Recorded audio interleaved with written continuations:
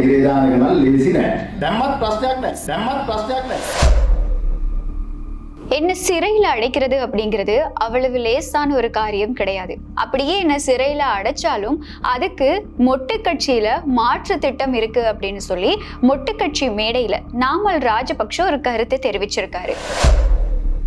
இப்படி அவர் கருத்து தெரிவிக்கக்கூடிய பின்னணியில இன்னொரு பக்கம் 15 மில்லியன் ரூபாய் பணச்செலவை வழக்குல பாராளுமன்ற உறுப்பினர் நாமல் ராஜபக்ஷ உள்ளிட்ட 4 சந்தேக நபர்களுக்கு எதிரான வழக்கு தொடர்பாகவும் நீதிமன்றத்துல விசாரணைக்கு எடுத்துக் கொள்ளப்படுது. இந்த மாதிரியான சம்பவங்கள் நடந்துகிட்டு இருக்கக்கூடிய பின்னணியில இலங்கை அரசியல் களத்துல ஒரு மாதிரி சட்ட போராட்டமும் இன்னொரு பக்கம் அரசியல் சவால்களும் மாறி மாறி வெளிவந்த வண்ணமா இருக்கு. என்ன நடந்துகிட்டு இருக்கு அப்படிங்கறத இந்த வீடியோல முழுமையா பார்க்கலாம். அம்மா பரமேஸ்வரி ஜோதிடம். உலக புகழ்பெற்ற ஜோதிடர் பண்டிட் துளசிராம். எந்தவித பிரச்சனையானாலும் 100% உத்தரவாதத்துடன் நடந்தவை நடக்கவிருப்பவை மிக துல்லியமாக கணிப்பார். அழையுங்கள். இத்தளத்தில் மிக குறைந்த கட்டணத்தில் விளம்பரம் செய்திட இன்றே தொடர்பு கொள்ளுங்கள். 10 வருஷத்துக்கு முன்னாடி நாமல் ராஜபக்ஷவுக்கு எதிராக தொடரப்பட்ட இந்த வழக்கோட பின்னணி என்ன? நாமல் ராஜபக்ஷ இவ்வளவு தைரியமா ஒரு மேடையில பேசுறதுக்கான காரணம் என்ன அப்படிங்கிறது இப்போ மிகப்பெரிய கேள்வியா இருக்கு. இன்னைக்கு ஜூலை மாதம் 30ஆம் தேதி கொழும்பு பிரதான நீதவான் அசாங்க எஸ் போதரகம முன்னிலையில இந்த வழக்கு மறுபடியும் விசாரணைக்கு எடுத்துக் கொள்ளப்பட்டது. நாமல் ராஜபக்ஷ உட்பட குற்றம் சாட்டப்பட்ட 4 பேர் நீதிமன்றத்துல நேர்ல முன்னிலையாகி இருந்தாங்க. இந்த விஷயம் என்ன அப்படின்னு சொன்னா, இந்த வழக்கு இன்னைக்கு நேத்து ஆரம்பிச்சது கிடையாது. சரியா 2015ஆம் ஆண்டு ஜூலை மாதம் 28ஆம் தேதி, அதாவது 11 ஆண்டுகளுக்கு முன்னாடி ஊழலுக்கு எதிரான குரல் அமைப்போட அழைப்பாளர் வசந்த சமரசிங்க வழங்கின முறைப்பாட்டோட அடிப்படையில தான் இந்த வழக்கு ஆரம்பிக்கப்படுது.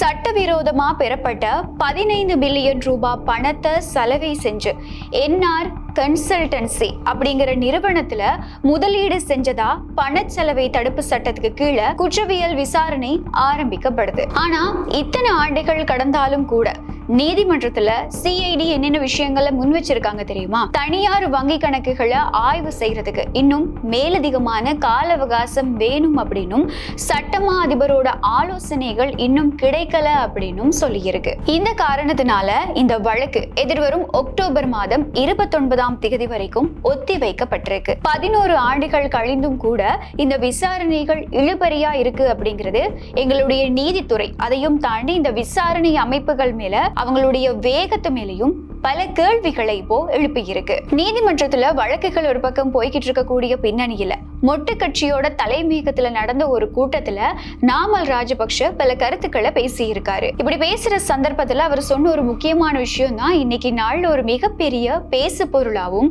அரசியல் விவாதமாவும் மாறி இருக்கு. என்ன சிறையில அடைக்கிறது அப்படிங்கிறது அவ்வளவு லேசான ஒரு விஷயம் கிடையாது அப்படின்னு தான் நாமல் ராஜபக்ஷ பகிரங்கமாவே கருத்து தெரிவிச்சிருக்காரு. அப்படி சொன்னதோட மட்டுமே நிறுத்தாம, ஒருவேளை அப்படி என்ன சிறையில அடைச்சாலும் கூட எங்களோட கட்சியோட எதிர்கால நடவடிக்கைகள்ல எந்தவித தடங்களுமே இல்லாம முன்னெடுத்துட்டு போறதுக்கான எல்லா திட்டங்களும் ஏற்கனவே வகுக்கப்பட்டிருக்கு அப்படின்னும் நாமல் ராஜபக்ஷ சொல்லியிருக்காரு. கிராம அளவுலையும் மாவட்ட அளவுலையும் கட்சி பலமா அமைக்கப்பட்டிருக்கு அப்படின்னும் நாமல் ராஜபக்ஷ இந்த இடத்துல சுட்டி காட்டி இருக்காரு. இதோட அரசியல் அர்த்தம் என்ன அப்படிங்கறத எங்களால விளங்கிக் கொள்ளக்கூடியதாகவும் இருக்கு. அதாவது அரசாங்கம் தன் மீது கைது நடவடிக்கையோ அப்படி இல்லைன்னா சட்ட ரீதியான அழுத்தங்களையோ கொண்டு வந்தா அது ஒரு அரசியல் பழிவாங்கல் அப்படிங்கிற பிம்பமா மாத்தி ஆதரவாளர்களோட அனுதாபத்தை சம்பாதிக்கக்கூடிய ஒரு கட்டத்துக்கும் நாமல் ராஜபக்ஷ இப்போ தள்ளப்பட்டு இருக்காரு. இவர் இப்படி சொல்லியிருக்கக்கூடிய கருத்துக்கள் மூலமா எதிர்வரும் நாட்கள்ல அவரோட திட்டமும் அதுதானா அப்படிங்கிற கேள்விகளும் இப்போ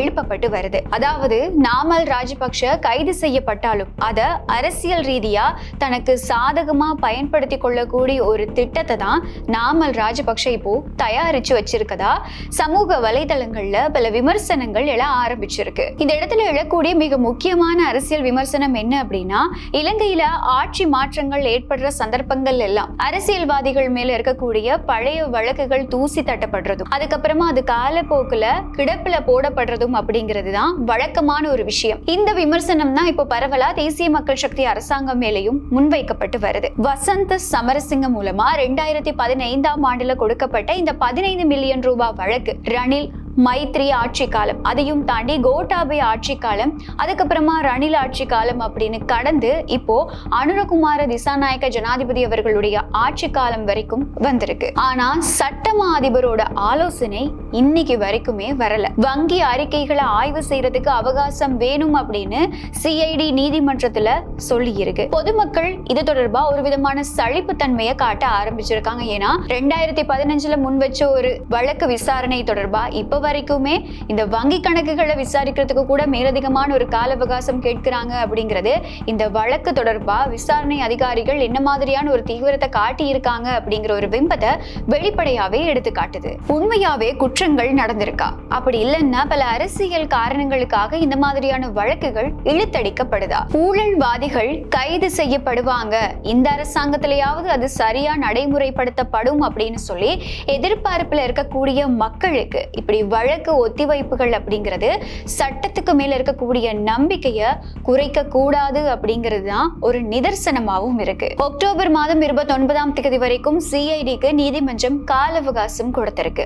அதுக்குள்ள சட்டமா அதிபரோட ஆலோசனைகள் வருமா, அப்படி இல்லைன்னா புதிய சாட்சியங்கள் சமர்ப்பிக்கப்படுமா அப்படிங்கிறத பொறுத்திருந்து பார்க்கலாம். இன்னொரு பக்கம் அரசாங்கத்தோட ஊழல் எதிர்ப்பு நடவடிக்கைகள் தீவிரம் அடைஞ்சுக்கிட்டு இருக்கக்கூடிய பின்னணியில் மொட்டு கட்சி, அதையும் தாண்டி இந்த எதிர்கட்சி அரசியல்வாதிகள் தங்களை பாதுகாத்துக்கிறதுக்காகவும் அரசியல்ல தங்களோட இருப்பை தக்க வச்சுக்கிறதுக்காகவும் என்னென்ன நடவடிக்கைகளை மேற்கொள்ள முடியுமோ அந்த எல்லா நடவடிக்கைகளையும் மேற்கொண்டுட்டு இருக்காங்க அப்படிங்கிறதையும் பார்க்கக்கூடியதா இருக்கு. நாமல் ராஜபக்ஷ பகிரங்கமா வெளியிட்டிருக்கக்கூடிய இந்த ஒரு சவாலும், அதையும் தாண்டி எதிர்வரும் நாட்கள்ல வரக்கூடிய சட்ட நடவடிக்கைகளும் இலங்கையோட நவீன அரசியல் களத்துல ஒரு மிகப்பெரிய பரபரப்பை ஏற்படுத்த போகுது அப்படிங்கிறது மட்டும் நிச்சயம். இந்த சம்பவங்கள் தொடர்பா, நாமல் ராஜபக்ஷவுக்கு எதிராக இருக்கக்கூடிய வழக்குகள் தொடர்பா, அதுக்கு இப்ப இருக்கக்கூடிய அரசாங்கமா இருக்கட்டும், சட்ட ரீதியான நடவடிக்கைகளா இருக்கட்டும், இதெல்லாம் சரியான முறையில நடைமுறைப்படுத்தப்பட்டு வருதா அப்படிங்கிற தொடர்பா உங்களோட கருத்துக்களை கமெண்ட்ல சொல்ல மறக்காதீங்க. மறுபடியும் இன்னொரு வீடியோல சந்திக்கலாம். அம்மா பரமேஸ்வரி ஜோதிடம் உலக புகழ்பெற்ற ஜோதிடர் பண்டிட் துளசிராம் எந்தவித பிரச்சனையானாலும் 100% உத்தரவாதத்துடன் நடந்தவை நடக்கவிருப்பவை மிக துல்லியமாக கணிப்பார். அழையுங்கள். இத்தளத்தில் மிக குறைந்த கட்டணத்தில் விளம்பரம் செய்திட இன்றே தொடர்பு கொள்ளுங்கள்.